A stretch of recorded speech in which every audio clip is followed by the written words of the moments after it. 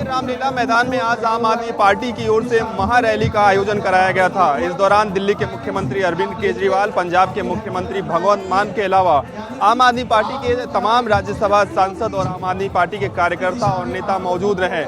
इस महारैली में हजारों की संख्या में भीड़ जुटी रही। इसके साथ ही अरविंद केजरीवाल ने सीधे तौर पे केंद्र सरकार के अध्यादेश पर मोदी सरकार को जमकर हमला बोला। अरविंद केजरीवाल ने कहा कि मोदी सरकार, दिल्ली सरकार के आप देश देखिए, लेकिन मोदी सरकार से देश भी नहीं संभल रहा और दिल्ली के मामलों में वो हस्तक्षेप कर रहे हैं। दिल्ली के मुख्यमंत्री अरविंद केजरीवाल ने ये भी कहा कि तमाम जो विपक्षी दल हैं उन्होंने सीधे तौर पे हमारा समर्थन किया है और हम पीछे नहीं हटेंगे। केंद्र सरकार को ये अध्यादेश वापस लेना ही होगा। दिल्ली के रामलीला मैदान में आज आम आदमी मधुमिता शुक्ला हत्याकांड के आरोपी अमरमणि त्रिपाठी एवं उनकी पत्नी मधुमणि की रिहाई के आदेश जारी होते ही जो है नौतनवा स्थित उनके आवास महाराजगंज जिले समेत आसपास के इलाकों में भी जो है उनके कार्यकर्ता, उनके चाहने वालों की खुशी का इजहार कर रहे हैं। आपस में मिठाइयाँ बांट के एक दूसरे से खुशी का इजहार कर रहे हैं, मिठाइयाँ खिला रहे हैं, पटाखे फोड़े जा रहे हैं। कुछ देर बाद ही अभी कयास लगाए जा रहे हैं कि उनकी रिहाई हो जाएगी। हालांकि उनके नौतनवा स्थित आवास पे काफ़ी जमावड़ा लगा हुआ है उनके चाहने वालों का। देखते हैं कि कितनी देर बाद जो है अब उनकी रिहाई होती।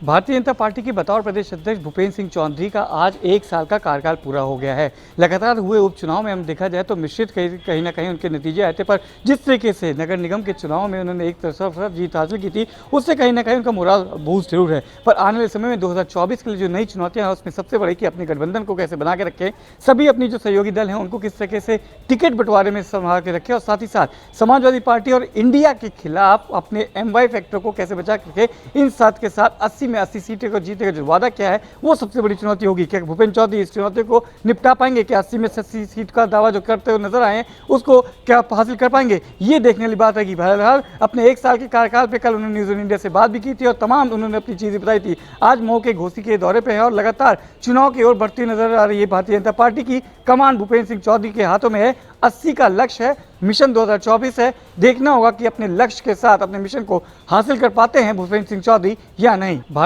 उत्तर प्रदेश के परिवहन मंत्री दया शंकर सिंह ने बड़ा एक्शन लिया है। जिस तरीके से लगातार शिकायतें थीं कि टूरिस्ट बसों से वसूली की जा रही है, हालांकि इस वसूली में परिवहन विभाग के अधिकारियों के साथ ही निजी लोगों को शामिल किया गया है। महाराजगंज के कोल्हूपुर थाना क्षेत्र का पूरा मामला है, जहां पर लगातार शिकायतें थीं कि यूपी टूरिस्ट की बसों से लगातार अवैध वसूली हो रही है। ये वसूली परमिट के नाम पर, लाइसेंस के नाम पर या फिटनेस बताकर की जा रही थी। पूरे मामले की कई शिकायतें मिलने के बाद मामले की जांच कराई गई और जांच कराने के बाद जो तथ्य निकलकर सामने आए उसके बाद 8 लोगों पर FIR हुई और उनकी गिरफ्तारी भी हो गई। हालांकि अगर हम इन 8 लोगों की बात करें तो सबसे बड़ी चीज यह है कि ARTO को भी गिरफ्तार किया गया है। उसके अलावा ARTO प्रदीप कुमार का सस्पेंशन भी कर दिया गया है, जिसमें 2 कांस्टेबल परिवहन विभाग के भी शामिल हैं। तो सीधे तौर पर एक मैसेज देने की कोशिश उत्तर प्रदेश के परिवहन मंत्री दया शंकर सिंह ने की है कि प्रदेश में इस तरीके का नेक्सस जहां जहां मिलेगा वहां न केवल सस्पेंशन होगा बल्कि ऐसे अधिकारियों और ऐसे लोगों की गिरफ्तारी भी की जाएगी। एक तरफ जहां समाजवादी पार्टी 2024 के लोकसभा चुनाव की तैयारियों में जुटी हुई है, तो वहीं समाजवादी पार्टी के कई नेता बागी हो गए हैं और एक अलग मोर्चा बनाने की भी बात कर रहे हैं। हाल ही में ऋचा सिंह, PD तिवारी, प्रदीप तिवारी और ब्रजेश यादव को समाजवादी पार्टी ने निष्कासित किया था और अब वो लोग एक नए मोर्चे की बात कर रहे हैं।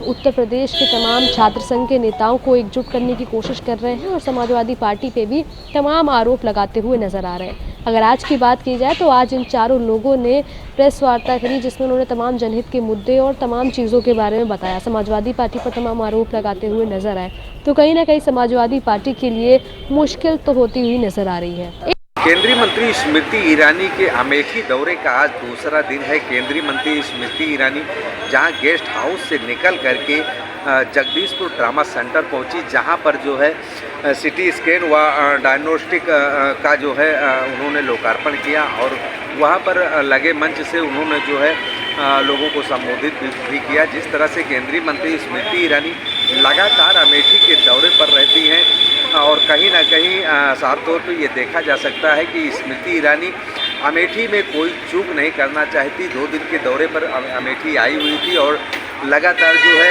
अमेठी में क्षेत्र के आधे दर्जन से अधिक गाँवों में जा कर के उन्होंने शोक संवेदना भी व्यक्त किया लोगों के यहाँ, और वहीं जो है कई कार्यक्रमों में उन्होंने हिस्सा लिया।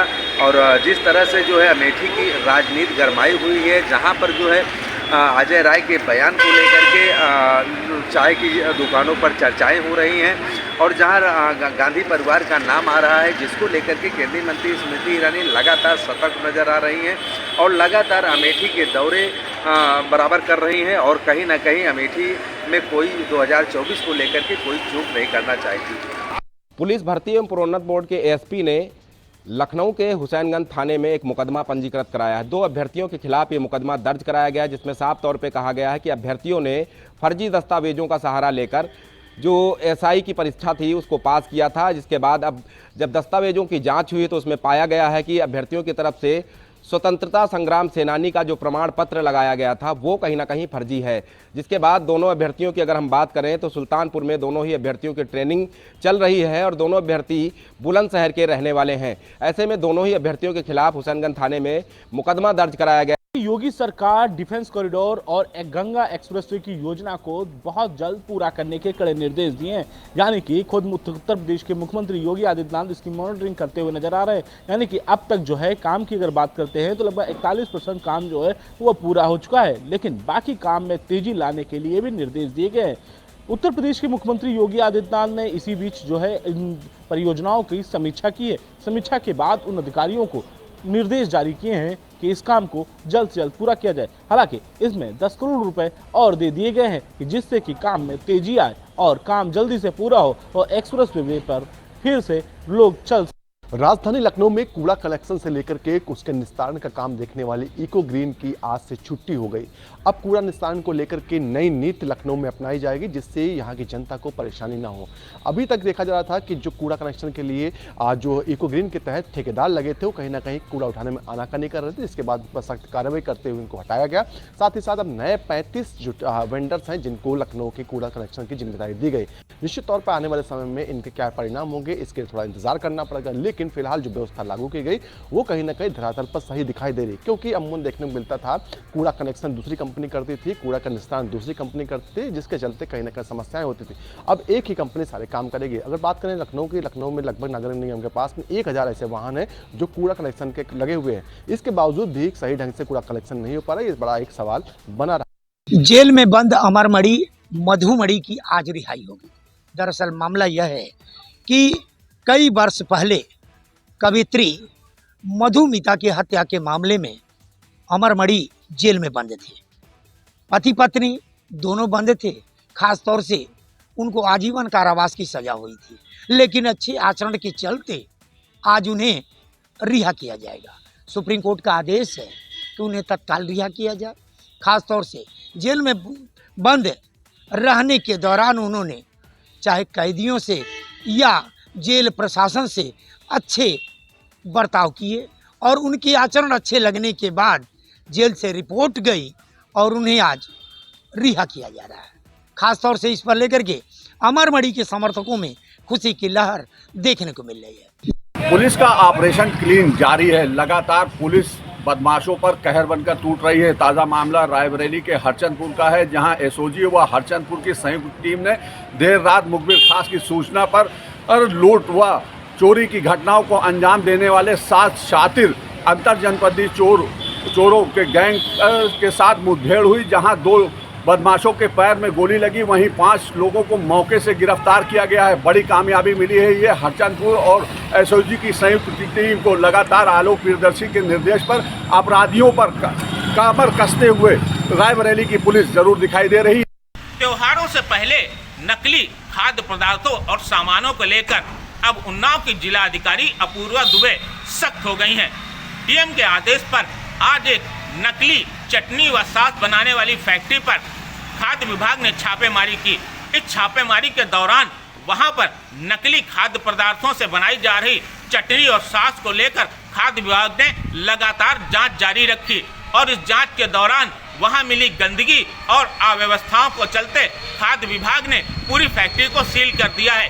इतना ही नहीं, मौके पर उन्होंने खाद्य विभाग ने मौके पर आ रहे वहां के मालिकान को भी बुलाया, लेकिन जब मालिकान नहीं पहुंचे तो फैक्ट्री सील करके आगे की कार्रवाई करना शुरू किया है। अब लगातार आ रहे रक्षाबंधन और त्योहारों को लेकर जिलाधिकारी ने खाद्य विभाग को आदेश दिया है कि वह लगातार ताबड़तोड़ कार्रवाई करते रहें। त्योहारों से पहले बिजनौर के जिला अस्पताल की आज हम आपको ऐसी वीडियो दिखाने जा रहे हैं जिसे देख आप कहेंगे कि कितनी बड़ी लापरवाही है। जी हां, आपको बताते चलें बिजनौर के जिला अस्पताल में डॉक्टर ही जाने, लेकिन फिलहाल हम आपको बता दें लोग देख वीडियो अलग अलग चर्चा कर रहे हैं और कह रहे हैं इतना बड़ा जिला अस्पताल होने के बाद इतनी बड़ी लापरवाही और आखिर एक्शन क्यों नहीं। आपको बताते चलें बिजनौर में जिला अस्पताल में फिलहाल 5-6 डॉक्टर पर पूरा अस्पताल टिका हुआ है। अगर बात की जाए 5-6 डॉक्टरों की तो कहीं ना कहीं डॉक्टरों के नाम इस प्रकार हैं। राधेश्याम वर्मा जो 250 मरीज देखते हैं, प्रेम प्रकाश, राम कुमार वर्मा और डॉक्टर अंकित, 1-2 डॉक्टर और हैं जिनके ऊपर पूरा जिला अस्पताल टिका हुआ है। लेकिन अगर बात की जाए और डॉक्टर की तो 42 डॉक्टर जिला अस्पताल में GR के नाम से रखे गए हैं, लेकिन वो कभी आते हैं कभी नहीं आते हैं और पूरे तो जिला अस्पताल में ड्यूटी करने आते ही नहीं। इतनी बड़ी लापरवाही, आखिर इसका जिम्मेदार कौन है? हमारा चैनल के माध्यम से बड़ा सवाल कि प्रशासन इस बात पर क्यों नहीं ध्यान दे रहा।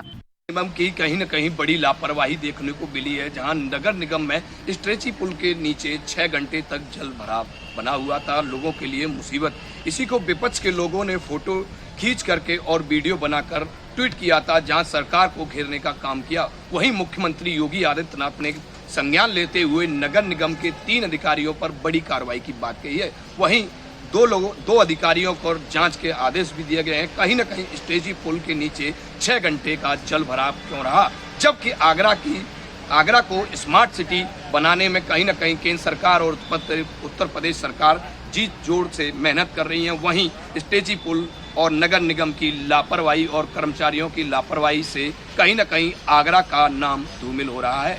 इसके लिए बड़ी कार्रवाई हो सकती है। अवैध शराब को लेकर महिलाओं ने जिला अधिकारी कार्यालय में सौंपा ज्ञापन। अवैध शराब को बंद कराए जाने की मांग महिलाओं ने की है।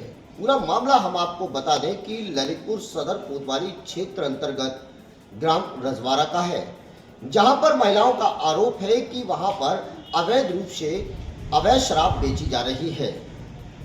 वहां के युवा और वहां के लोग अवैध शराब को पीते हैं, जिससे कि परिवार में हिंसा होती है तथा परिवार भी बर्बाद हो रहे हैं। महिलाओं ने कलेक्ट्रेट परिसर पहुंचकर उच्चाधिकारियों को ज्ञापन सौंपते हुए गांव से अवैध शराब को बंद किए जाने की मांग की है। अवैध शराब को ले